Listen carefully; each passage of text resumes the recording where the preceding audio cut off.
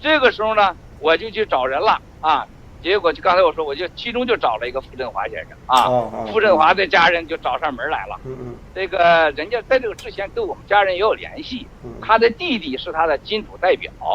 他的弟弟啊，这个叫傅老三，在北京江湖上那是可以说顶一个政治局委员啊，就这么一个权利，就是说他想抓谁那肯定抓谁。傅振华就说你反党，说你这个涉及什么案子就把你抓了，而且他每天都打着说这他深受习总书记、王岐山书记、孟建书记的这个信任，然后除他仨之外都听他的了，所以都找傅老三办事儿。那他要想害谁那是一句话，他想帮谁捞谁也是一句话。而且所有的跟中纪委的专案组成员都是北京经侦的人，都是老傅的手下啊，不用老傅说话，老傅只要是稍微给你点态度，这个就很明确了，让你死就得死啊。所以说我们就找了傅振华，这个李勇呢就搬出了他们最后的他那个退休的常委的家人和现任常委的家人，就和这个我们就 PK 起来了。所以那时候我们爆料的时候，在这个公司网站上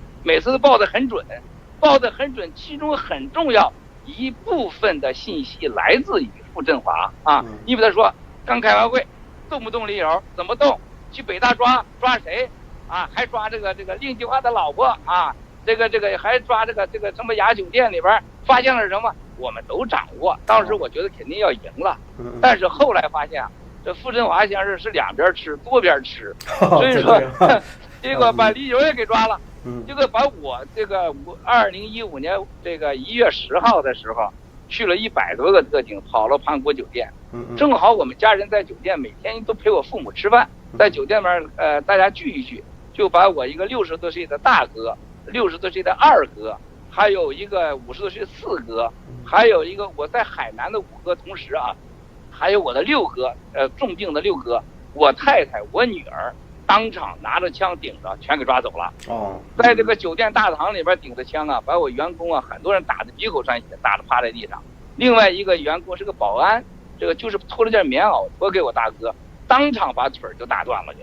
然后呢，带走了我们30多个高管，带走了我们家8个家人。这个当时啊，这个抓我们家人、抓我员工的理由，说我涉黑，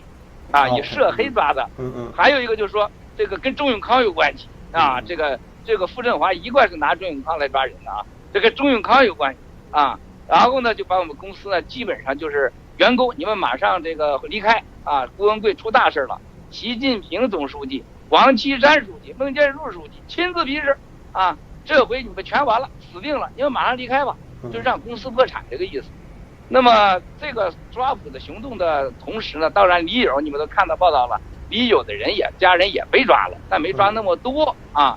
这个时候我们发现这个傅振华拿了我们的钱，没给我们办事儿。当然了，傅振华在海外也当时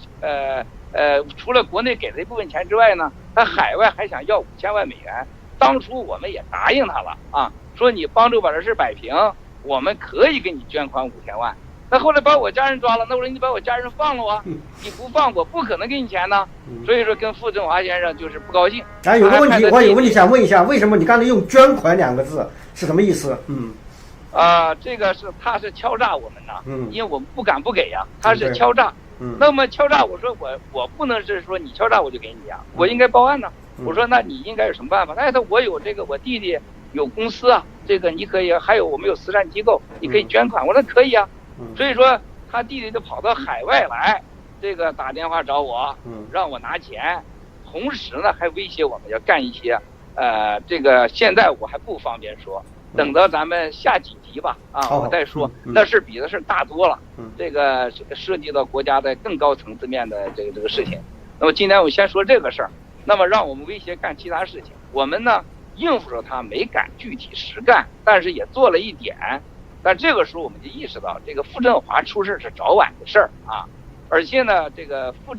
本身我们这件事情也有傅振华呢设计我们的这个原因在里面。因为呢，在这个2014年8月份的时候，傅振华他家人就找到我们说，你看你们家早晚要出大事了，因为这个要抓这安全部的马建副部长因为你们跟马建副部长呢是上下级关系，这个是安全部的联络单位啊。我们严格讲，这确实盘古是一个安全部的联络单位。这和这个咱们下次再说的和刘志华案有关系。就刘志华案以后，我们实际上被监管这个企业，好听的话叫联络单位，就是受安全部监管，代中纪委监管啊。我们也很愿意被监管，因为呢，有些时候呢还让我们更安全，最起码一些流氓啊、派出所呀骚扰比较少一点。所以说呢，跟那个表面上呢跟马建副部长关系特别好，然后呢还有安全部的基本常驻人员在我们那儿办公。那么所以说呢，社会都传说我们跟马建副长特别好。所以呢，说傅振华家人说，这个中央已经定了，肯定要抓马建副部长。为什么抓呢？因为马建副部长在过去的18年里边，主要负责党内所谓的腐败调查，掌握太多人的证据了，掌握太多人的信息了，一定要灭他的口。那同时呢，他还想当安全部部长，说老傅还想当安全部部长呢，说这党老傅的事能行吗？那肯定抓。那么抓是他之前肯定抓你老郭。就在这种情况下，我一看不行，我就跑了，我就离开中国了。我真的感谢老傅。对啊，你们。